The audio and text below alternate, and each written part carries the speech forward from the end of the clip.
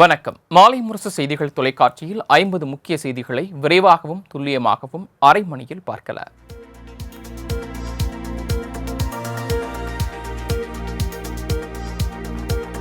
ஹிந்தி திணிப்பை கைவிட வேண்டும் என்பதே தமது பிறந்தநாள் வாழ்த்து செய்தி என முதலமைச்சர் மு.க.ஸ்டாலின் தெரிவித்துள்ளார்.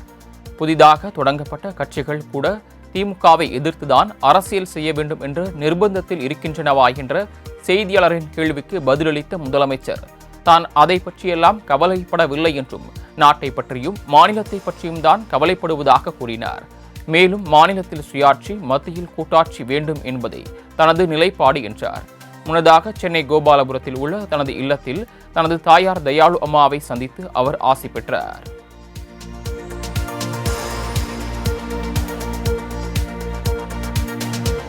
தனது 72வது பிறந்த நாளையொட்டி சென்னை மெரினாவில் உள்ள அண்ணா கலைஞர் நினைவிடங்களில் முதலமைச்சர் மு.க.ஸ்டாலின் மலர் வளையம் வைத்தும் மலர் தூவியும் மரியாதை செலுத்தினார். இதனைத் தொடர்ந்து சென்னை வேப்பேரியில் உள்ள பெரியார் திடலில் தந்தை பெரியார் நினைவிடத்தில் மரியாதை செலுத்திய முதலமைச்சர் அங்கு அலங்கரித்து வைக்கப்பட்டிருந்த அவரது திருவுருவப் படத்திற்கும் மலர் தூவி மரியாதை செலுத்தினார். அப்போது துணை முதலமைச்சர் உதயநிதி ஸ்டாலின், அமைச்சர்கள், எம்எல்ஏக்கள், மேயர் பிரியா உட்பட பலர் உடனிருந்தனர்.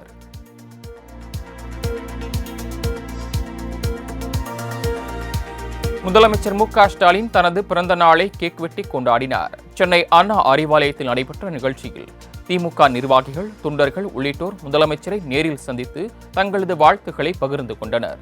அப்போது தமிழ்நாட்டிற்காக நாம் அனைவரும் ஒன்றுபட்டு போராடுவோம், ஹிந்தி திணிப்பை என்றும் எதிர்ப்போம், தமிழகத்தின் நலனை எதிர்காலத்தில் யாருக்காகவும் எதற்காகவும் விட்டுக் கொடுக்க மாட்டோம் என முதலமைச்சர் உள்ளிட்டோர் உறுதிமொழி ஏற்றுக்கொண்டனர்.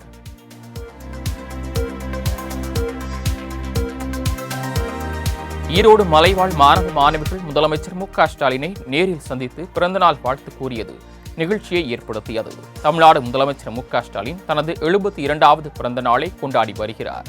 இந்நிலையில் ஈரோட்டில் இருந்து மலைவாழ் கிராமத்தை சேர்ந்த அரசு பள்ளி மாணவ மாணவிகள் 33 பேர் விமானம் மூலமாக சென்னைக்கு அழைத்து வரப்பட்டிருந்தனர். அவர்களை ஈரோடு மாவட்ட திமுக நிர்வாகிகள் அண்ணா அறிவாலயத்திற்கு அழைத்து வந்து முதலமைச்சரை நேரில் சந்தித்து மலை, தேன் உள்ளிட்ட உணவுப் பொருட்களை வழங்கி பிறந்தநாள் வாழ்த்துக்களை தெரிவித்த நிகழ்வு நிகழ்ச்சியை ஏற்படுத்தியது.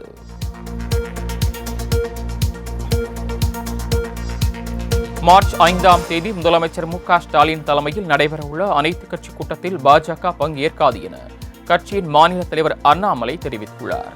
திருப்பூரில் செய்தியாளர்களை சந்தித்த அவர், இல்லாத விஷயத்திற்கு எதற்கு அனைத்துக் கட்சி கூட்டம் என்றும் இது தொடர்பாக 3 பக்க கடிதம் முதலமைச்சருக்கு அனுப்பி வைக்கப்பட்டுள்ளதாகவும் தெரிவித்தார். மேலும் மும்மொழி கொள்கைக்கு ஆதரவு தெரிவித்து மார்ச் 5ஆம் தேதி முதல் எலக்ட்ரானிக் வெப்சைட் மூலம் 1 கோடி கையெழுத்து இயக்கம் நடத்தப்பட இருப்பதாகவும் அப்போது அவர் தெரிவித்தார்.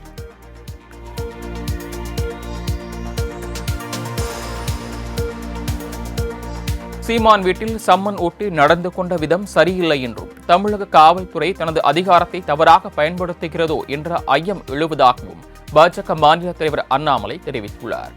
தேடப்படும் குற்றவாளி வீட்டில்தான் சம்மன் ஒட்டுவார்கள் என்ற அவர் இந்த விவகாரத்தில் காவல்துறை நடந்து கொண்ட விதம் ஏற்புடையதாக இல்லை என்றும் தெரிவித்தார். மேலும் திமுகவினர் குறுநில மன்னர்கள் போல செயல்படுவதாக குற்றம் சாட்டிய அண்ணாமலை வைகோ அரசியலில் இருந்து ரிட்டையர்ட் ஆக வேண்டிய நேரம் வந்துவிட்டதாக கூறினார். இந்திய அரசியலில் அநாகரிகமாக பேசுபவர் என்றால் அது துணை முதலமைச்சர் உதயநிதி ஸ்டாலின் தான் என்றும் தெரிவித்தார்.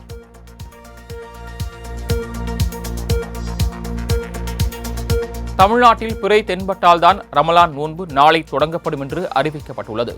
ஆண்டுதோறும் ரமலான் நோன்பு பிறை தொடங்கிய நாளிலிருந்து கடைபிடிக்கப்படும். இந்த ஆண்டுக்கான ரமலான் நோன்பு ஞாயிற்றுக்கிழமை தொடங்குகிறது. இதுகுறித்து தமிழக அரசின் தலைமை காஜி டாக்டர் சாலாகுத்தீன் அய்யூப் வெளியிட்டுள்ள அறிக்கையில், ஆங்கில மாதம் 28ஆம் தேதி மாலை ரமலான் மாத பிறை சென்னையிலும் இதர மாவட்டங்களிலும் தென்படவில்லை. ஆகையால் ஞாயிற்றுக்கிழமை ரமலான் மாத முதல் பிறை என்று ஷரீத் முறைப்படி நிச்சயிக்கப்பட்டிருப்பதாக தெரிவிக்கப்பட்டுள்ளது.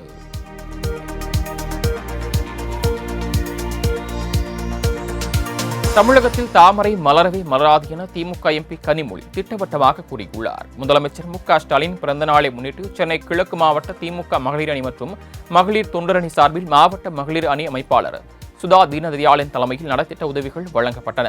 இதில் மகளிர் அணியை சேர்ந்த 500க்கும் மேற்பட்ட நிர்வாகிகளுக்கு நலத்திட்ட உதவிகளை வழங்கிய கனிமொழி எம்பி, தமிழ்நாட்டை தொடர்ந்து வஞ்சித்து வரும் பாஜகவுக்கு மக்கள் ஒருபோதும் வாக்களிக்க மாட்டார்கள் என தெரிவித்தார்.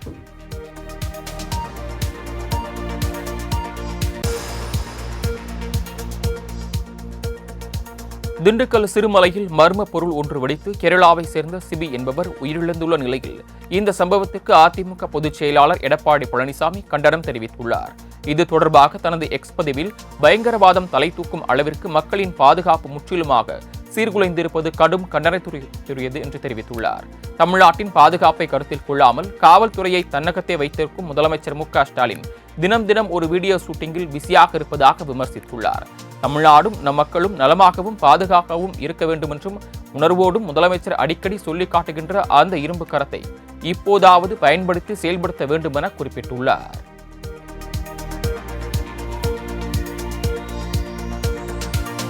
காவல்துறை கட்டுப்பாட்டை 1 மாதம் என்னிடம் கொடுத்தால் கஞ்சாவை முழுவதுமாக ஒழித்து காட்டுவேன் என பாமக தலைவர் அன்புமணி ராமதாஸ் ஆவேசமாக கூறியுள்ளார்.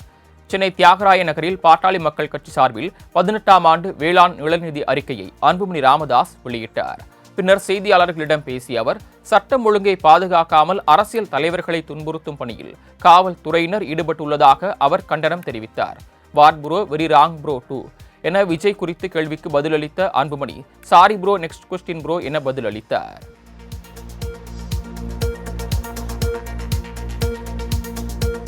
தன் சுயநலத்திற்காக அதிமுகவையும் இரட்டை இலையையும் எடப்பாடி பழனிசாமி கேடயமாக பயன்படுத்துவதாக அமமுக பொதுச் செயலாளர் டிடிவி தினகரன் குற்றம் சாட்டியுள்ளார். அதிமுக முன்னாள் அமைச்சர் வெல்லமண்டி நடராஜனின் மனைவி சரோஜாதேவி கடந்த 27ஆம் தேதி உயிரிழந்தார். இந்நிலையில் திருச்சியில் உள்ள அவரது வீட்டிற்கு சென்ற டிடிவி தினகரன் குடும்பத்தினருக்கு ஆறுதல் கூறினார். பின்னர் செய்தியாளர்களை சந்தித்த அவர், அனைத்து கட்சி கூட்டத்தில் அமமுக சார்பில் துணை பொதுச் செயலாளர் செந்தமிழன் பங்கேற்பார் என்றும் கால சூழலுக்கு ஏற்ப விருப்பப்பட்டால் 3வது மொழியை படிக்கலாம் என்றும் தெரிவித்தார்.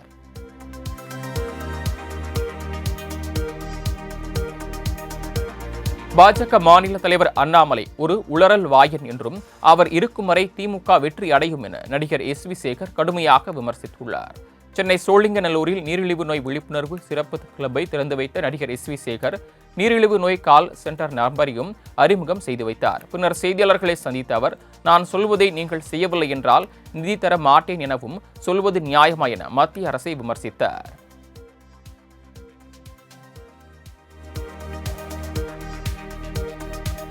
சீமான் வீட்டு பாதுகாவலர் அமல்ராஜ் பணியாளர் சுபாகருக்கு ஒரு ஜாமீன் வழங்கப்பட்டது. சீமான் வீட்டில் ஒட்டப்பட்ட சம்மனை கிழித்த விவகாரத்தில் அவரது வீட்டு காவலாளியான முன்னாள் ராணுவ வீரர் அமல்ராஜை நீலாங்கரை போலீசார் தரதரவென இழுத்துச் சென்று கைது செய்து அவரிடமிருந்த துப்பாக்கியையும் பறிமுதல் செய்தனர்.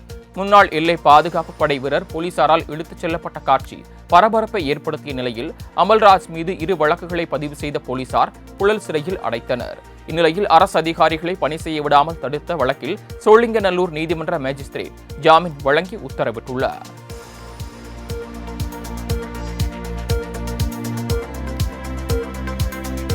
நாம் தமிழர் கட்சியின் தலைமை ஒருங்கிணைப்பாளர் சீமான் நடிகை விஜயலட்சுமி குறித்து ஆபாசமாக பேசியதற்கு பலரும் கண்டனம் தெரிவித்து வருகின்றனர். இந்நிலையில் நடிகை விஜயலட்சுமி சீமானுக்கு பதிலடி கொடுத்து மீண்டும் வீடியோ ஒன்றை வெளியிட்டுள்ளார்.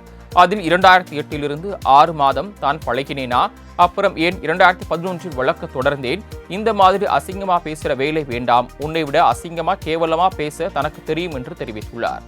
மேலும் சும்மா டிராமா போட வேண்டாம், நேற்று வரை விஜயலட்சுமி யார் என்று தெரியாது என்று ஏன் தெரிவித்தாய் என்றும் கேள்வி எழுப்பியுள்ளார்.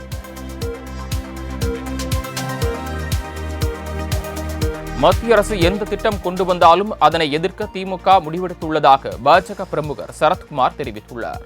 பெரம்பலூரில் பாஜக சார்பில் நடைபெற்ற சமத்துவ விருந்து நிகழ்ச்சியில் பங்கேற்ற பின் செய்தியாளர்களுக்கு பேட்டியளித்த அவர், தமிழகத்திற்கு 5 லட்சம் கோடி மத்திய அரசு வழங்கியுள்ளதாக கூறினார். மத்திய அரசின் திட்டங்கள் கொண்டு வந்ததற்கான வெள்ளை அறிக்கை தமிழக அரசு வெளியிட வேண்டும் எனவும் அவர் கேட்டுக்கொண்டார். மேலும் தனக்கு பாஜக மாநில தலைவராக வேண்டும் என்ற ஆசை எல்லாம் இல்லை என்றும் அண்ணாமலையை முதலமைச்சராக ஆக்க பாடுபடுவேன் எனவும் கூறினார்.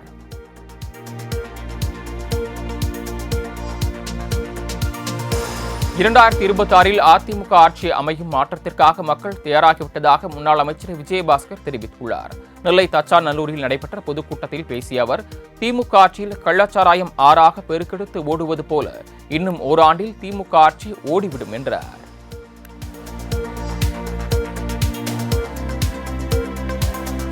அதிமுகவை விட்டு வெளியே சென்றவர்கள் கடிதம் எழுதி கொடுத்தால் மீண்டும் சேர்ப்பது குறித்து இபிஎஸ் முடிவு செய்வார் என திருச்சியில் முன்னாள் அமைச்சர் ராஜேந்திர பாலாஜி கூறியுள்ளார். எழிசை மன்னர் எம்.கே. தியாகராஜ பாகவதரின் 116வது பிறந்த நாளையொட்டி திருச்சியில் அவரது உருவ சிலைக்கு முன்னாள் அமைச்சர் ராஜேந்திர பாலாஜி மாலை அணிவித்து மரியாதை செலுத்தினார். பின்னர் செய்தியாளர்களை சந்தித்து பேசிய அவர் 2026 அற்புதமான வெற்றி கூட்டணியை கழக பொதுச் செயலாளர் அமைப்பார் என கூறினார்.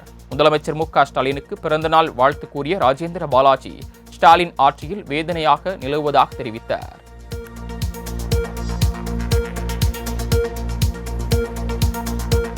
அண்ணா பல்கலைக்கழக வழக்கில் முக்கிய குற்றவாளியான ஞானசேகரனை மதுராந்தகம் குற்றவியல் நடுவர் நீதிமன்றத்தில் போலீசார் ஆஜர்படுத்தினர்.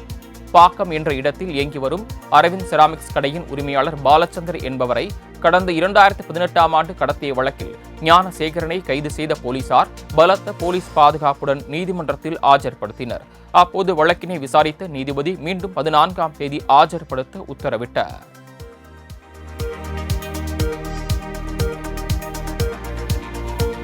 செல்வாக்கை இழந்த திமுக மும்மொழி விவகாரத்தை கையில் எடுத்து மக்களை திசை திருப்பி வருவதாக முன்னாள் அமைச்சர் கே.பி. முனுசாமி விமர்சித்துள்ளார். ஜெயலலிதா பிறந்த நாளையொட்டி திருச்சியில் நடைபெற்ற கூட்டத்தில் பங்கேற்று பேசிய அவர் மத்திய அரசுடன் இணக்கமாக இருந்து தமிழகத்திற்கு பல்வேறு திட்டங்களை அதிமுக செய்தது எனவும் திமுக அதனை ஏன் செய்யவில்லை என கேள்வி எழுப்பினார். மக்களுக்கான தேவையை பூர்த்தி செய்ய யாருடனும் இணக்கமாக செல்ல அதிமுக தயாராக உள்ளது என்றும் அவர் தெரிவித்தார்.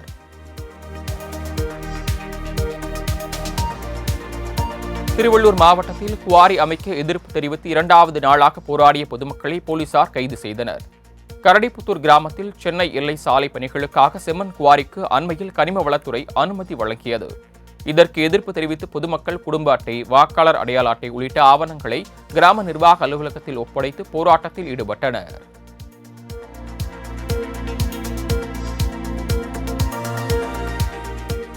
எடப்பாடி அருகே குப்பை கழிவுகளை கொட்டுவதற்கு எதிர்ப்பு தெரிவித்து 21வது நாளாக போராடிய விவசாய சங்கத்தினரை போலீசார் கைது செய்ததால் பரபரப்பு ஏற்பட்டது.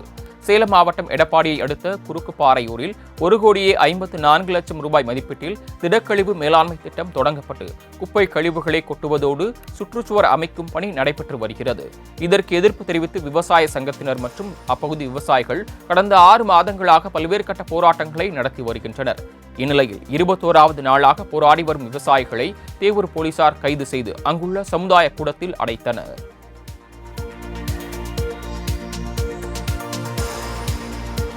ராமேஸ்வரத்தில் 2வது நாளாக கவன ஈர்ப்பு போராட்டத்தில் ஈடுபட்ட மீனவர்களுக்கு ஆதரவாக அதிமுகவினர் கைகோர்த்துள்ளனர்.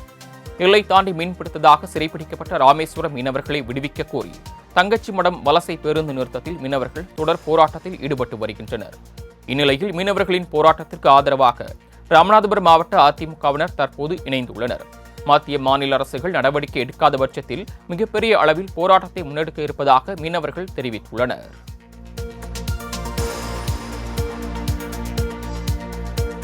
காட்டுமன்னார் கோயில் அருகே பிரதமர் மோடியின் உருவப்படத்தை எரித்த நபரை கைது செய்யக்கோரி பாஜகவினர் ஆர்ப்பாட்டத்தில் ஈடுபட்டனர்.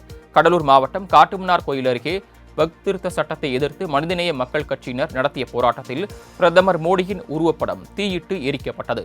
இந்நிலையில் மோடியின் உருவப்படத்தை எரித்த நபரை கைது செய்யக்கோரி பாஜகவினர் ஆர்ப்பாட்டத்தில் ஈடுபட்டபோது காவல்துறையினருக்கும் பாஜகவினருக்கும் இடையே வாக்குவாதம் ஏற்பட்டது.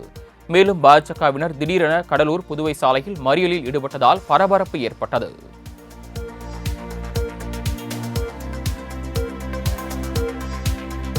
சாத்தூர் தொகுதி முன்னாள் எம்எல்ஏ ராஜவர்மன் மீதான ஆள்கடத்தல் வழக்கை 6 மாதத்திற்குள் விசாரித்து முடிக்க வேண்டும் என்று சிறுவில்லிபுத்தூர் நீதிமன்றத்திற்கு சென்னை உயர்நீதிமன்றம் உத்தரவிட்டுள்ளது. சிவகாசியைச் சேர்ந்த தொழிலதிபர் ரவிச்சந்திரன் தாக்கல் செய்த மனுவில் ராஜவர்மன் தன் மீதான புகாரை திரும்பப் பெற வலியுறுத்தி வருவதாகவும் வழக்கு விசாரணையை உடனடியாக விசாரித்து முடிக்க சிறுவில்லிபுத்தூர் சிறப்பு நீதிமன்றத்திற்கு உத்தரவிட கோரியிருந்தார். வழக்கை விசாரித்த நீதிமன்றம் அதிமுக முன்னாள் எம்எல்ஏ ராஜவர்மன் மீதான வழக்கை 6 மாதங்களுக்குள் விசாரித்து முடிக்க வேண்டும் என்று சிறுவில்லிபுத்தூர் நீதிமன்றத்திற்கு கெடு விதித்து உத்தரவிட்டுள்ளது.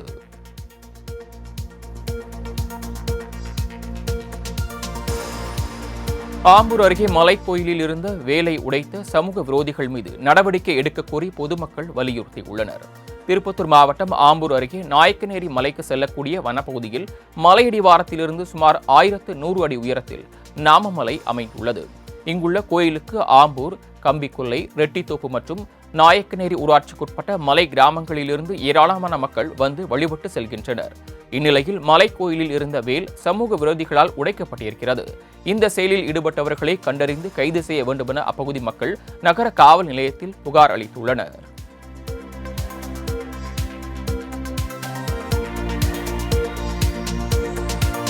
தஞ்சை மாவட்டத்தின் பல்வேறு பகுதிகளில் 2வது நாளாக கனமழை கொட்டி தீர்த்து வருகிறது. டெல்டா மாவட்டங்களில் பரவலாக மழை பெய்யும் என வானிலை ஆய்வு மையம் தெரிவித்தது.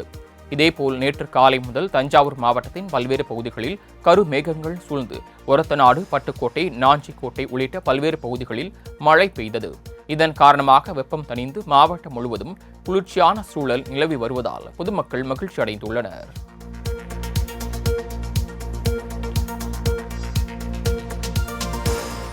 சிதம்பரத்தில் மளிகை கடைக்குள் காரை விட்டு இடித்து சேதப்படுத்திய உதவி பேராசிரியரின் வீடியோ காட்சிகள் வெளியாகி பரபரப்பை ஏற்படுத்தியுள்ளது. பாலச்சந்தர் என்பவர் அண்ணாமலை பல்கலைக்கழகத்தில் உதவி பேராசிரியராக பணியாற்றி வருகிறார். இந்நிலையில் சிதம்பரம் காசுக்கடை தெருவில் வேல்முருகன் என்பவரின் கடைக்கு பொருட்கள் வாங்க சென்றுள்ளார்.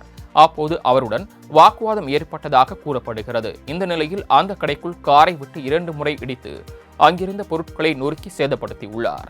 இந்த சம்பவம் குறித்து போலீசார் விசாரணை நடத்தி வருகின்றனர்.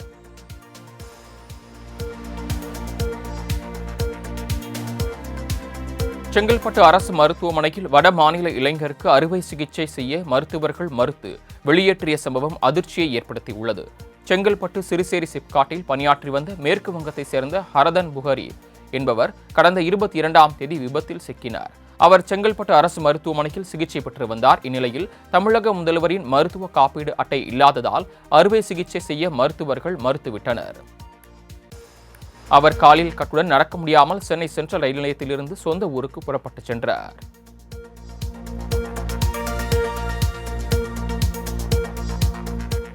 செங்கல்பட்டு மாவட்டம் சிங்கப்பெருமாள் கோயில் பகுதியில் ஆஞ்சநேயர் கோயிலை அடியோடு தூக்கி நிறுத்தும் பணி தீவிரமாக நடைபெற்று வருகிறது.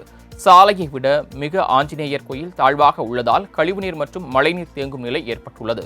இதனையடுத்து இக்கோயிலை அடியோடு 4 அடி உயரத்திற்கு தூக்கி நிறுத்தும் பணியில் பெருமாள் கோயில் சன்னதி திருநண்பர்கள் முன்வந்தனர். தொடர்ந்து இந்து சமய அறநிலையத்துறையின் அனுமதியுடன் தனியார் நிறுவனத்தினர் கோயிலை அடியோடு தூக்கி நிறுத்தும் பணியில் ஈடுபட்டு வந்தனர். 10 நாட்களில் பணி முடிவடைய உள்ளதாக அறிவிக்கப்பட்டுள்ளது.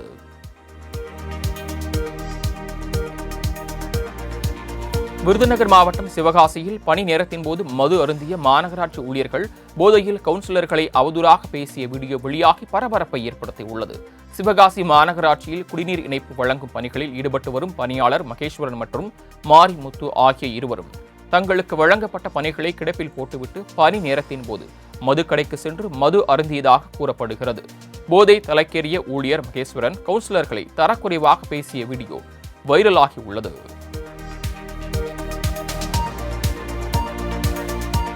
நீலகிரி மாவட்டம் கூடலூரில் வீட்டுத் தோட்டங்களில் பல்வேறு வண்ணங்களில் பூத்து குலுங்கும் போகைன் வில்லா காகித மலர்கள் மக்களை வெகுவாக கவர்ந்து வருகிறது. கூடலூர் மற்றும் அதன் சுற்று வட்டார பகுதிகளில் உள்ள குடியிருப்புகளில் இலையுதிர் காலத்தில் பூக்கும் அரிய வகை தாவரமான போகைன் வில்லா வளர்க்கப்படுகிறது. தென் அமெரிக்கா மற்றும் பிரேசில் நாடுகளை தாயகமாக கொண்ட காகிதப்பூ என்று அழைக்கப்படும் இவ்வகை செடிகளில் சிவப்பு, வெள்ளை, ஆரஞ்சு, இளஞ்சிவப்பு என பல்வேறு வண்ணங்களில் பூத்து குலுங்குகின்றன பூக்கள். இந்த மலர்கள் குடியிருப்பு வாசிகளை வெகுவாக கவர்ந்து வருவதால் அவர்கள் செல்ஃபி மற்றும் புகைப்படங்களை எடுத்து மகிழ்ந்து வருகின்றனர்.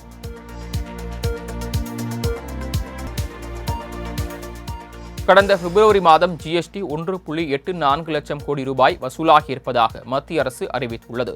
இது தொடர்பாக வெளியிட்டுள்ள அறிக்கையில் மத்திய ஜிஎஸ்டி வரி மூலம் 35,204 கோடியும், மாநில ஜிஎஸ்டி மூலம் 43,704 கோடியும், ஒருங்கிணைந்த ஜிஎஸ்டி மூலம் 90,870 கோடியும் வசூலாகியுள்ளதாகவும் அதில் 20,889 கோடி ரூபாய் திரும்ப கொடுக்கப்பட்டிருப்பதாகவும் தெரிவிக்கப்பட்டுள்ளது. இது கடந்த ஆண்டு பிப்ரவரி மாதத்தை காட்டிலும் 17.3% அதிகமாகும் எனவும் குறிப்பிடப்பட்டுள்ளது. இந்தியாவின் தலைநகர் டெல்லியில் 15 ஆண்டுகளுக்கு மேலான வாகனங்களுக்கு இனி எரிபொருள் நிரப்ப முடியாது என சுற்றுச்சூழல் துறை அமைச்சர் தெரிவித்துள்ளார். காற்று மாசுபாட்டை கட்டுப்படுத்தும் நடவடிக்கைகள் குறித்து அதிகாரிகளுடனான ஆலோசனைக் கூட்டத்தில் டெல்லியில் இன்று நடைபெற்றது. அதில் பங்கேற்றார். இந்த கூட்டத்திற்கு பின்னர் செய்தியாளர்களிடம் பேசிய அவர், காற்று மாசுபாட்டை தடுக்க பல்வேறு நடவடிக்கைகள் மேற்கொள்ளப்பட்டு வருவதாக தெரிவித்தார். 15 ஆண்டுகளுக்கு மேலான வாகனங்களை அடையாளம் காணும் கேஜெட்டுகளை பெட்ரோல் பம்புகளில் நிறுவி அவற்றுக்கு மார்ச் 31ஆம் தேதிக்கு பிறகு எரிபொருள் வழங்கப்பட மாட்டாது என்று தெரிவித்துள்ளார்.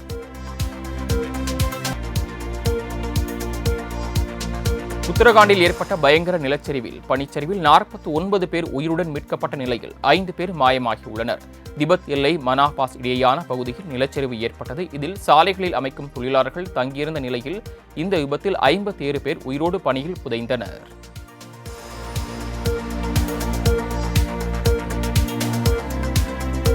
இந்தியாவில் தாய் சேய் இறப்பு விகிதம் சரிந்திருப்பது குறித்து மத்திய சுகாதாரத்துறை அமைச்சர் ஜே.பி. நட்டா பாராட்டு தெரிவித்துள்ளார். ஒடிசாவின் புரிநகரில் சுகாதாரத்துறை சார்பில் தேசிய மாநாடு நடைபெற்றது. இதில் கலந்து கொண்டு பேசிய அமைச்சர் ஜே.பி. நட்டா இவ்வாறு தெரிவித்துள்ளார்.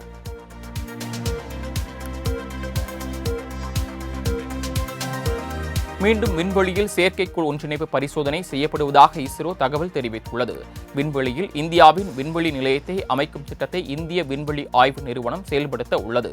இந்த நிலையில் விண்வெளியில் ஒன்றாக இணைக்கப்பட்ட இந்த செயற்கைக்கோள்களை தனித்தனியாக பிரித்து ஒன்றிணைக்கும் பணிகளை செய்ய திட்டமிட்டிருக்கிறது.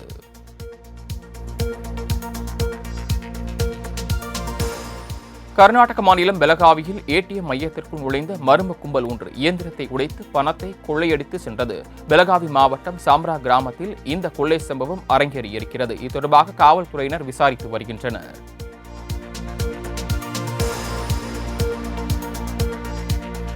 தெலுங்கானாவில் சுரங்க விபத்தில் சிக்கிய 8 தொழிலாளர்களும் உயிரிழந்து விட்டதாக தெரிவிக்கப்பட்டது.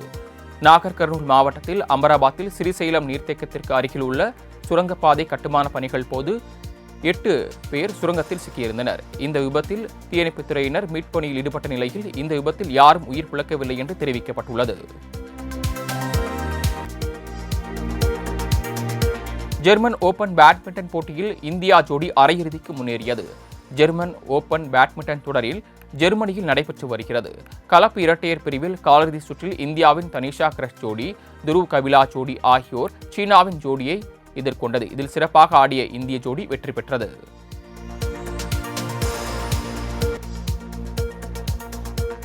நேபாளத்தின் காத்மாண்டு அருகே சக்தி வாய்ந்த நிலநடுக்கம் அதிகாலையில் ஏற்பட்டுள்ளது. இந்த நிலநடுக்கம் ரிக்டர் அளவுகோலில் 6.1 பதிவாகியிருக்கிறது. இதனால் பொதுமக்கள் அச்சமடைந்துள்ளனர்.